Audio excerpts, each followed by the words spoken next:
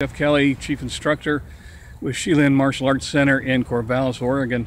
Today we're at the beautiful campus of Oregon State University. Go Beavers. And I wanted just to give you a little bit of a quick guideline for your practice with Qigong or Taiji. Remember, of course, that all forms of Taiji are forms of Qigong, but not all Qigong is Taiji. So, of course, we all know that practicing outside is some of the best for us, depending, of course, on the environmental Qi of that day. But one thing we want to be aware of also is the immediate environment.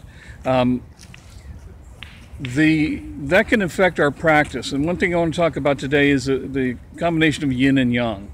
And most of you should be familiar with this. Yin and Yang are complementary opposites. Yin is heavy and sinks down to the earth. Yang is light and floats up to the heavens.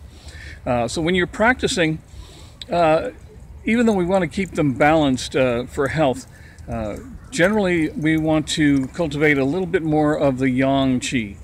This goes back to the Taoist idea of longevity, of immortality. The goal was through internal alchemy to develop pure Yang Qi so that you can rise up and reunite with the Tao. More practically, for longevity, the idea was to return to a childlike state. Children are very soft and supple, and they're almost pure Yang, as anybody who's had a child and had to stay up all night knows. On the other hand, as we get older, we start to get heavier, sink down to the earth, start to have health problems. The yin kind of takes over. So what we want to do through Taiji and Qigong practice is try to develop the yang energy to help lift us up, keep us pure, and to return to the state of a child. Now, when you're practicing outdoors, you want to be aware of your environment. Okay, we want to primarily be associated with yang elements. So this tree behind me, as you can see here, this would be considered more of a yang tree. You'll notice that the trunk goes straight up, the branches also kind of reach up towards heaven. This would be a good area to practice. However, let's step over here.